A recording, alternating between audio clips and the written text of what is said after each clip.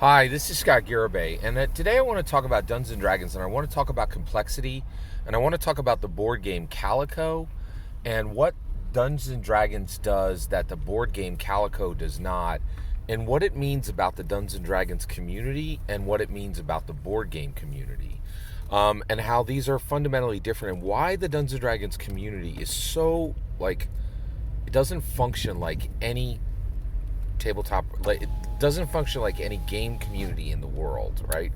All right, so I have this belief that everything we do in life functions from the process of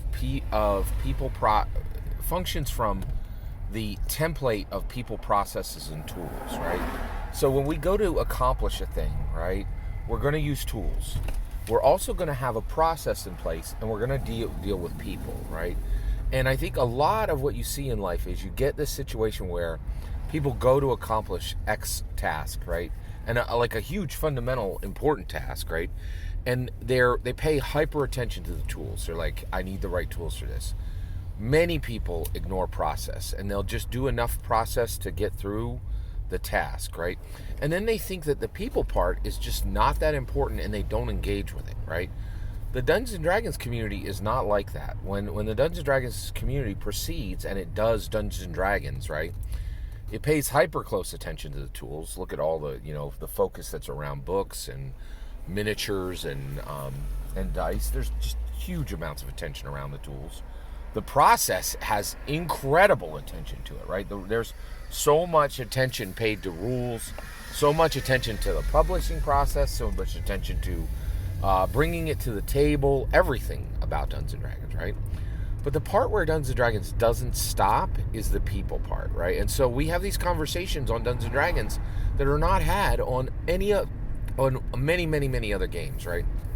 And so, and in the other games, these other communities, they just stop thinking. They don't think, they're not willing to think deeply about people, right? And so Dungeons and Dragons has routinely on every book has discussions about intersectionality, has discussions about gender, has discussions about preference, has discussions about race, has discussions about, and these are incredibly deep, sometimes incredibly painful discussions. And I think what's happening is we're having these discussions by proxy on Dungeons and Dragons for the world, and the world comes to understand what we understand literally years or decades later, right? And so the Dungeons and Dragons community is having conversations that the rest of the world is having 5, 10, 20 years later. It's astounding. It is truly astounding. So there's this board game called Calico, right? And I've never seen a board game like this in life. And it blew up recently. It's a very popular game. And we bought it at a local game shop, and we said, hey, we want that game Calico. It's a game about cats. And the board game, the store owner was like, it's a board game about quilting, right, that includes cats.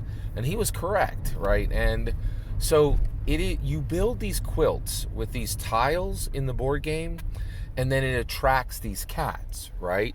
Your quilt literally attracts cats, and so you get points for laying the right tiles for your quilt, for attracting cats to your quilt, and then finally for putting buttons on your quilt, right?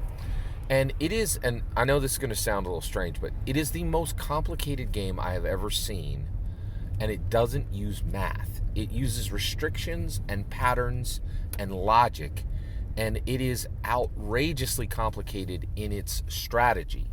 It's very simple in how to play, right? But its strategy is outrageously complicated, and you could spend a lifetime learning to master the patterns and the scoring in Calico, okay?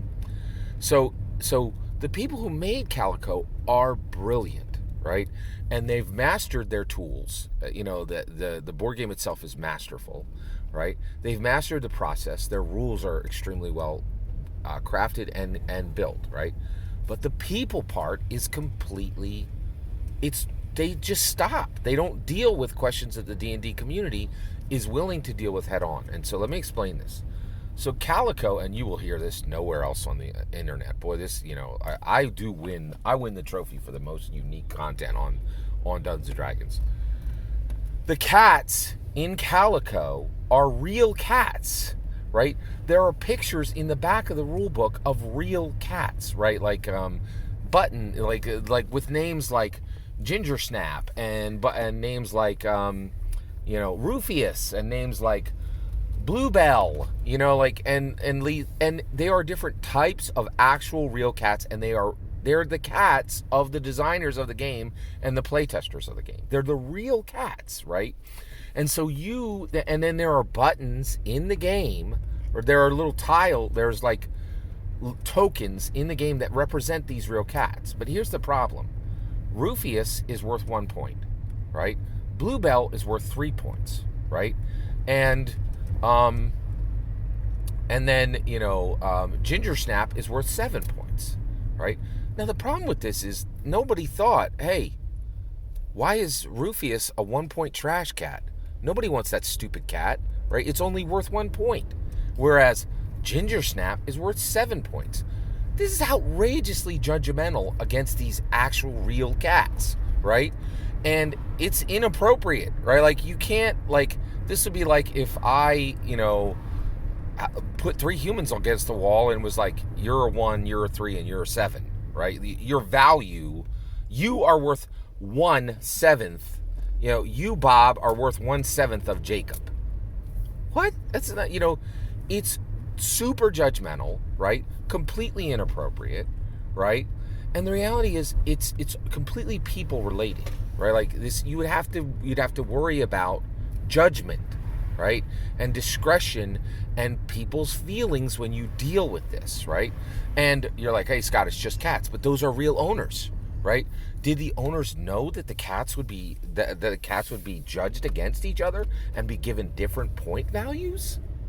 And if they were okay with it at the time, when they see people like when I say, oh, Rufus is a trash cat, right? And they hear people going, oh my gosh, my cat is judged as a trash cat, right? Like, yeah, because it's only worth 1 point. It's a trash cat. Rufus is a trash cat, and Ginger Snaps is a king cat, right? Like, yes, you own a trash cat, right? Like, but only the D&D community would deal with this level. They don't stop thinking about people, right? And they don't stop thinking about judgment, and they don't stop thinking about valuation, right? Whereas every other community has a limit on thought, right? And that's why Dungeons & Dragons is so special. And the reason why this all happens is essentially Gary Gygax was a freaking polymath, right? Who really intended to do something that no other game has ever intended to do.